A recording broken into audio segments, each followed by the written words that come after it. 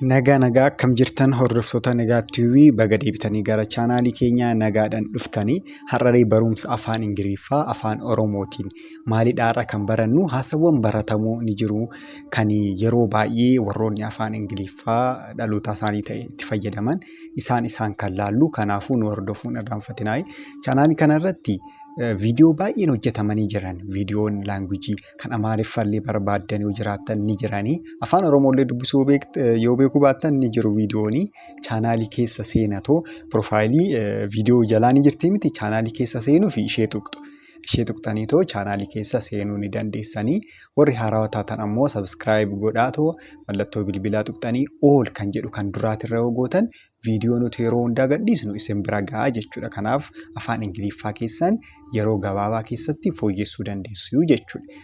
Kanaaf warroonni onlaayiniidhaan immoo daayirekt shaakalliidhaan nu waliin laayivii shaakaluu barbaaddan lakkoofsa bilbilaa keenya nu dubbisuu dandeessanii jechuudha. So amma haasawwan baratamoo yookaan ammoo common English conversation kan jedhaman isa ilaallaa jechuudha. Fakkeenya tokkoffaa irratti yoo dabarru Do you like your school? jedha. Do you like your school? Do you like your school? Mana barumsaa kee jaallattaa? Mana barumsaa kee jaallattaa? Do you like jechuun maal jechuu isinitti fakkaate? Ni jaallattaa jechuudha. Wanta tokko ni jaallattaa jechuu barbaadan do you like jettanii jechuudha. Do you like jettan. Your school jechuun ammoo mana barumsaa kee jechuudha. Schooliin mana barumsaa akka ta'e baay'een keessan ni beektan jedheetan yaada. Your school. Mana barumsaa kee jechuudha. Do you like your school? Mana barumsaa kee ni jaallattaa jedhaa jechuudha. Tokkoffaa nama tokkotu akkanatti gaafate. Kan lammaffaa maal jedhee? Yes, I like it a lot. Yes, I like it a lot. Eeni baay'een jaaladha. Eeni baay'een jaaladha. Yes, I like it jechuun nan jaaladha jechuudha. Like yeroo baay'ee amma like tana warroonni hin beekne like godhaa maal jedhaa jedhamaa miti. Jaaladhaa jechuudha karaa biraatiin yuutuubii faanti tiiktookii faanti laayikii kana kan qopheessaniif isin akka viidiyoo sana jaalattanii fi hin jaalanne addaan baasuufi jechuudha. Kanaafiyyuu isinillee viidiyoon kun yoo isinitti tole laayik gochuu hin irraanfatinaa jechuudha. Yes, I like it a lot. Eeni baay'een jaaladha. Baay'een a lot kan jedhu ibsuuf jechuudha. Okay, kan itti aanu immoo Who is your teacher? Who is your teacher? Barsiisaan kee eenyu? Who jechuun amma eenyu jechuudha. Eenyu namaaf fayyadamna who kan jettu tan. Viidiyoon waa'ee who, what, where, whom hojjetamee jira. Chaanaalii keessa seentaniitoo laaluu ni dandeessan. Nagaa tiubii keessa jechuudha. Who is your teacher? Barsiisaan kee eenyu? Jedhee gaafate jechuudha. Teacher jechuun barsiisaa jechuudha. Your yoo jennu kee jechuudha. Durattillee your school jennee turre. Your school jechuun mana barumsaa kee jechuudha. Your teacher yoo jedhu immoo barsiisaa kee jechuudha. Barsiisaan kee eenyudha? Who is your teacher? jedha jechuudha. Okay, the second one is my teacher name is Mr. Tola. My teacher name is Mr. Tola. Maqaan barsiisaa koo Obbo Tolaadha. Yookaan Mr. Tolaadha jechuu dandeessan asitti maqaan barsiisaa koo Mr. Tolaadha kan jedhu bakka bu'aa jechuudha. Kan itti aanu ammoo How often do you have a class? How often do you have a class? How often do you have a class? Barumsa yeroo hammamii qabdu?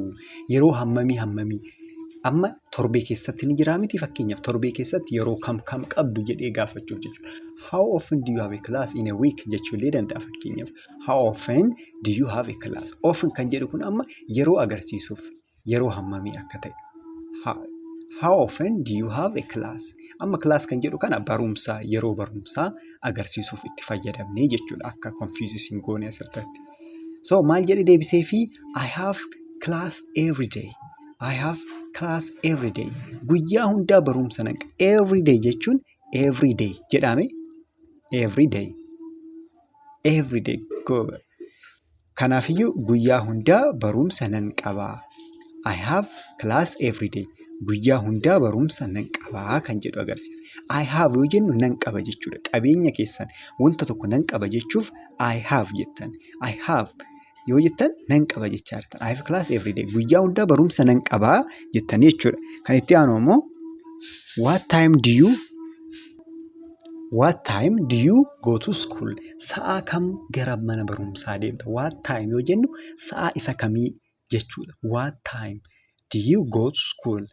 Go to school jechuun gara mana barumsaa deemuu jechuudha. Kanaafiyyuu na waliin dubbisaa. What time do you go to school? Good. Sa'aa kam gara mana barumsaa deemta? What time do you go to school? What time do you go to school? Keessattuu warrootni eegaltoota suuta na waliin jechaa akkasitti barachaa irra deddeebi'aa deemnaa jechuudha. Maal jedhee deebisee fi I go at 9 a.m. I go at 9 a.m. Sa'a 9tti deema yookaan 9 a.m. usually local time 3 irratti jechuudha. Sa'a 9tti deema. Sa'a 9tti deema. I go at 9 a.m. jedheenii jechuudha. Okay, the next one. Do you enjoy doing homework? Do you enjoy doing homework? Hojii manaa hojjechuu ni jaallattaa? Sorry, sadiin godha asirratti maybe yoo barreessamu edit yoo godhamu qubeewwan tokko dogongora jiraachuu mala isa na hubattan jedheetan yaada. Kanaafiyyuu do you enjoy doing homework yoo jenne hojii manaa hojjechuu ni jaallattaa? Enjoy wanti gootan tokko jechuudha. Enjoy yoo jedhame enjoymentiin wanta jaallatamu tokko wanta isin gammachiisu tokko jechuudha. Do you enjoy doing homework? Hojii manaa hojjechuu ni jaallattaa? Homework jechuun hojii manaati. Kanaaf maal jedhee deebisee sometimes but it is hard. Yeroo tokko sometimes jechuun yeroo tokko jechuudha. Sometimes but it is hard. Garuu ni ulfaata. Yeroo tokko garuu ni ulfaata. Yeroo tokko ni jaalataa jechuudha namni kun. Kan itti aanu do you have homework? Do you have homework? Hojii manaa qabdaa? Do you have homework? Hojii manaa qabdaa? Yes, I have. Eeni nan qaba. Yes, I have. Yoo jette duratti I have jechuun yookaan having tuni wanta qabdu tokko agarsiisti jennee jira miti? Good. Hin irraanfanne. Kanaafiyyuu amma maal jenna? Yes, I have. Eeni nan qaba. Yes jechuun eeni jechuudha. Eeni nan qaba. Yes, I have jettanii jechuudha. Good. Do you have homework? Hojii manaa qabdaa? Yes, I have. Eeni nan qaba jettanii jechuudha. Okay, kan itti aantu immoo what do you do after class? What do you do after class? Barumsa booda maal hojjetta? What do you do jechuun maal hojjetta jechuudha. Nama tokko bira dhaqxanii amma maal jechuu dandeessanii? What do you do yoo jettaniin maal hojjetta? Maalis ta'uu danda'a hojii isaa gaafachuu. Hojii isaa yoon asiniin jedhu amma fakkeenyaaf kan qacaramanii hojjetan ta'uu danda'a. Maal akka hojjetu maaliin akka jiraatus gaafachuuf what do you do jechuu dandeessa. What is your job jechuus dandeessanii. Isaan alatti immoo what do you do kanallee fayyadamuu dandeessanii jechuudha. What do you do jechuus dandeessanii. What is your job jechuus dandeessan. Amma garuu asirratti maal hojjetta jechuuf what do you do after class? After jechuun booda jechuudha. Before osoo ta'e dura jechuudha. After class barumsa booda maal hojjetta? Na waliin jedhame what do you do after class? What do you do after class? Good. Kan itti aanu immoo I go home and relax. I go home and relax. Gara manaa deemeen boqadha yookaan bashannana relaxing godha jechuun wanti kan keessan maal gootanii relax gootan yookaan ni boqottu jechuudha. Gara manaa deemeen boqadha yookaan bashannana jettan.